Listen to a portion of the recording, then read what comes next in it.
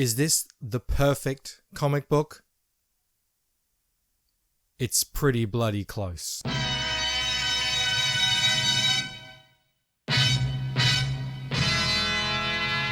This is a book that needs no introduction.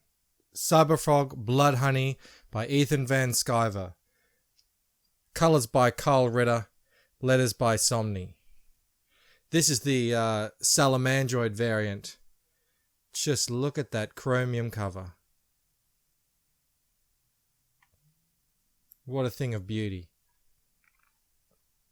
Now, we already know Ethan Van Sciver is a crazy talented artist, but the big question was, can he write? Can he tell a good story? And I can confirm absolutely yes. This is really what a comic book is supposed to be. It's fun while having stakes that are really high. It's still fun. It's a bit absurd. It involves things that you couldn't really make easily in any other format. To make a movie or a cartoon, or you couldn't write this in a novel. It would be too much. It's too visual. So it's like it was made for comic books. It's perfect in that sense. So the story starts off with this splash page, and it's a page about talking about Chelsin, who's Cyberfrog's mother, and she's come to Earth to basically protect Earth from a alien race of wasps called the Vespers.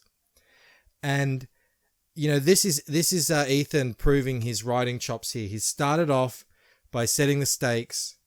He's giving the reader a sense of foreboding that's gonna lay underneath the whole story as you go. So even when things are a bit silly and fun and kooky, you're always gonna have this sense of foreboding underneath the surface.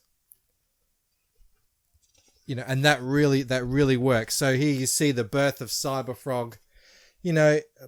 First of all, check out this art. Whee! No one is drawing like this. No one. And these colours by Carl Ritter. People say, you can go onto Twitter and find, and on YouTube and find people saying that this book is trash. Clearly, look for yourself. Are they blind or what? Look at this cover again. Just soak it in. So yeah, anyway, back to the story. So, I won't get too much into the story, but I'll just, show you here that, this is a bit of a goofy thing. It was supposed to get, a human to take on this savior form, and it got a frog instead. That's just a kooky premise. It's just a fun, interesting premise, and underlying all that is this idea that, well, actually wasps are on their way to destroy the Earth and turn humans into I guess cattle. There's when I was first reading this, I was really digging the kind of, like I said, fun and look at this lettering. That's by Somni. That as well. So it just goes to show everything in this comic has been, taken to the next level. So yeah, anyway, you're reading this, bit of fun back and forth between Chelsin and Cyberfrog. And I remember this is the point I got hooked on Cyberfrog right here. It's this panel here, right? Now why is that? It's because it's the first time I was reading. I'm only, 8 pages in or so. And I'll just read it. It's Chelsin talking to Cyberfrog. The Vespers will obliterate all life and destroy all of creation. They will perch upon the ashes of billions of broken hearts and dead dreams. they will revel in the misery while they lay more eggs. And that just really hit me like, whoa, this is, it's getting a bit heavy. It's a bit verbose. It feels a bit laid on, a bit thick. And this is what hooked me in. Cyberfrog, right after that really heavy, verbose statement.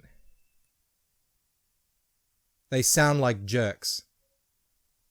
And that was it. That was perfect comedic timing. It's so self-aware.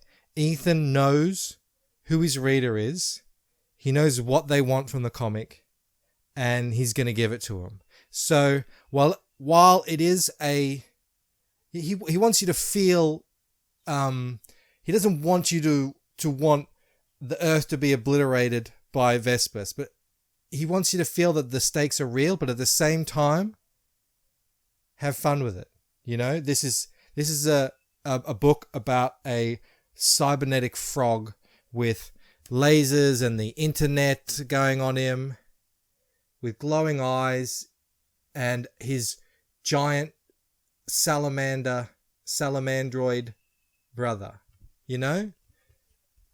So it was from that point on that I was like, I'm going to have a lot of fun with this book, and I did.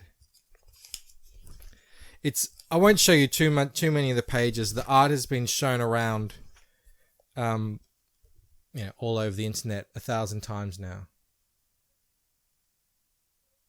Who draws like that? And who colors like that? Seriously. This page alone would take me a month. And it wouldn't come out as good. I remember watching this page get drawn on a stream and just thinking, holy cow. And just look how well it comes out. I love the way Kyle Ritter is able to, through color, separate what we're supposed to see, and then the back, these Vespers, I guess they're ships of some kind. And, in the background, the Vespers ships are yellow, the background's blue. It just works so perfectly. At this point in the story, Ethan introduces these extras, I guess you'd call them. And, this is, again, just really showing his writing chops. We get a little seemingly unimportant conversation. Why is this in the story all of a sudden? Well, you find out their fate. Hang on. Distraction. Whew. Check that out. Wow.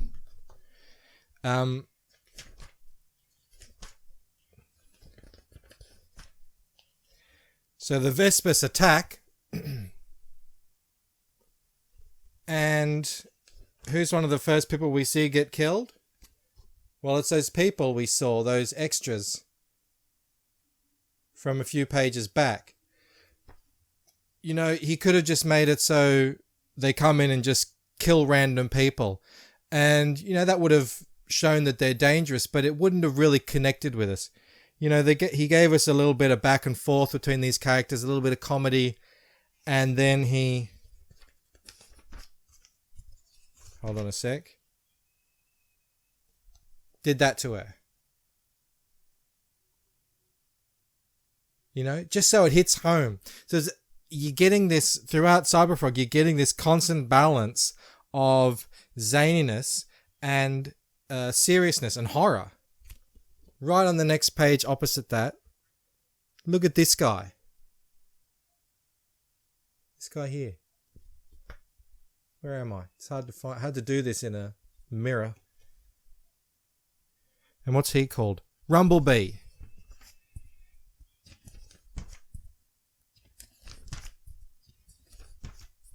So yeah, the book is divided into three parts. So I'm guessing if this were to be made, if this was a normal comic, so I don't know how many pages this is. It's quite thick. It's probably over 60 pages. It would have to be because, yeah, I'm guessing these parts would have been, issue 1, issue 2, issue 3. Check that out.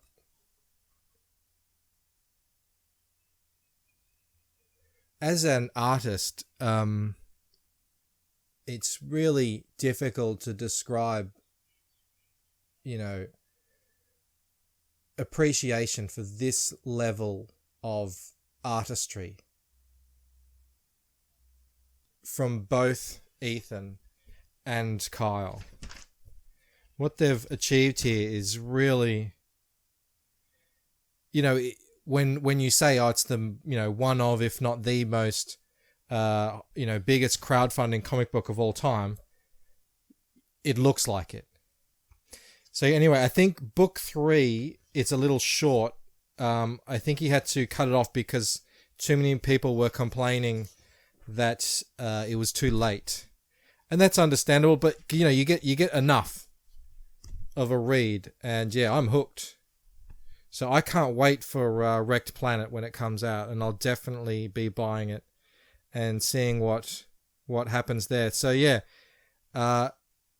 amazing art, really good writing, really good story, great premise.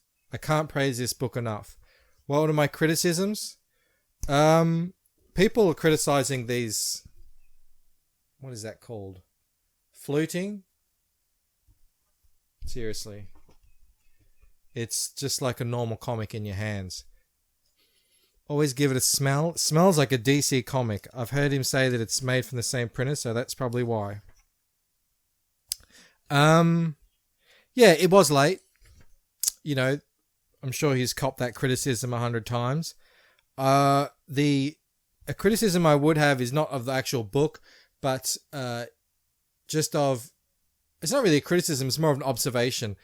He started this whole campaign. It's... there's 100 million different things up in the air at one time. It was really hard to get in touch with him for a while because he didn't have a dedicated email for talking about, books that are late or missing or whatever. But he's fixed that now. And yeah, I've got in touch with him and he's sent me... I had a couple of books missing and he sent them out to me straight away. So no complaints from me there. I really don't have anything to complain about. I'm really excited for Wrecked Planet. If you're not already signed up, go sign up to the pre-launch page. You get a exclusive Vespers trading card by signing up if you go on to back Wrecked Planet. And yeah, Cyberfrog Bloodhoney, A+ from me. Read it, share it, love it. All right, see you guys later. Hi, I'm Michael Bancroft, writer and artist of The Lucent. Going on 5 years now, I've been passionately working on my magnum opus, a fantasy graphic novel that blurs the line between dreams and reality. My first book in the series, Waking Dream, introduces readers to the mysterious world of the Lucent, a place that on the surface looks not too dissimilar from the world you know, but where nothing is quite as it seems.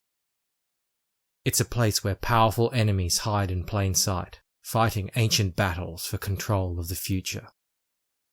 Here we meet Ella Forsyth, a young woman who by all accounts appears to be living a low-key life. But in her dreams she's hiding a secret with the power to turn everything we know upside down. Sign up now to be notified by email when this campaign goes live, and you'll receive an exclusive postcard if you go on to back the book. For regular updates, follow me on Twitter at The Lucent Comic. Together, we can create something that's truly memorable. See you at launch.